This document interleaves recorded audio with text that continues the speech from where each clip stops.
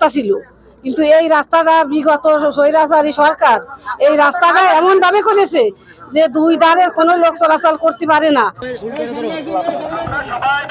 এলাকাবাসীর ভাই ভাই রাস্তা ছাড়া উপায় নাই।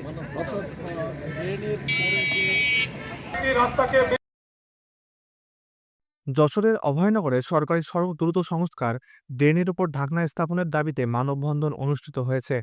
শুক্রবার 13 জুন সকালে উপজেলার তালতলা বাজার সংলগ্ন যশোর খুলনা মহাসড়কে এই মানববন্ধন অনুষ্ঠিত হয়। 2 ঘণ্টাব্যাপী চলা মানববন্ধনে বক্তারা বলেন, 20 ফুট চওড়া সরকারি এই সড়কটি অত্যন্ত গুরুত্বপূর্ণ। 30 ফুট রাস্তার মাঝখানে 10 ফুট চওড়া একটি খোলা ড্রেন নির্মাণ করেছে নোয়াপাড়া পৌর কর্তৃপক্ষ। ড্রেনের উপর ঢাকনা না দেওয়ায় রাস্তার জনসাধারণের চলাচলের অনুপযোগী ও জনসাধারণের রাস্তা চলাচলের উপযোগী করতে ড্রেনের উপর স্ল্যাব বসিয়ে রাস্তা নির্মাণের দাবি জানান তারা। অন্যথায় পৌরসভা ঘেরাও করার ঘোষণা দেওয়া হয় এই মানববন্ধন থেকে। দাবি পূরণ না হলে রেলপথ, মহাসড়ক অবরোধ করা হবে বলে হুঁশিয়ারি দেওয়া হয়। বাংলাদেশ জাতীয়তাবাদী কৃষক দলের কেন্দ্রীয় কমিটির সদস্য ও ঢাকা সুপ্রিম কোর্টের আইনজীবী অ্যাডভোকেট শাকিল আহমেদ রিপন বলেন, সড়কটি দীর্ঘদিন ধরে অরক্ষিত ও ঝুঁকিপূর্ণ অবস্থায় ফেলে রাখা হয়েছে। জনদুর্ভোগ লাঘবে নোয়াপাড়া পৌরসভা কর্তৃপক্ষ দ্রুত সড়কটি সংস্কার করে চলাচলের উপযোগী করে দিতে হবে, অন্যথায় এলাকাবাসীকে সঙ্গে নিয়ে কঠোর কর্মসূচির ঘোষণা করা হবে। পৌরসভায় যাতে এই রাস্তাটি সেই টেন্ডারের আওতাভুক্ত হয়, আমরা প্রশাসনের স্থানীয় যে প্রশাসন আমরা তাদের সাথে কথা বলবো এবং আপনার মাধ্যমেও আমরা বাংলাদেশের সর্বস্তরের প্রশাসনের কাছে আমরা এই মেসেজটি পৌঁছে দিতে চাই যে জনগণের জন্য আজকে যে কাজটি করা খুবই জরুরি। এলাকার হাজার হাজার মানুষ, এখান থেকে আপনারা জানেন যে রেল লাইন পার হলে যে বিস্তৃত এলাকার মানুষ তালতলা ঘুরে তাদেরকে প্রধান সড়কে উঠতে হয়।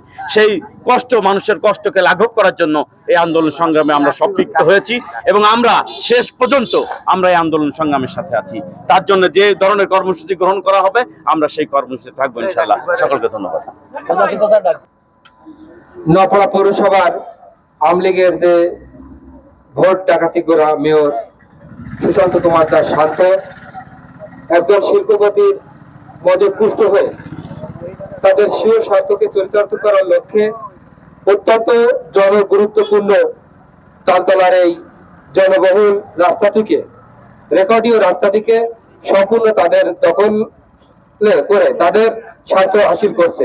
ইতিমধ্যে এই রাস্তায় চলাচল করতে যে এই এলাকার অবাল, বৃদ্ধ, বনিতা, শিশু সকলেই হয়রানির শিকার হয়েছে এবং নানা ধরনের যে প্রতিকূলতা, এই প্রতিকূলতা ইতিমধ্যে আমরা জেনেছি। এখানে রেকর্ডীয় রাস্তার সামনে একটি মহাশ্মশান, কয়েকটি গ্রামের সনাতন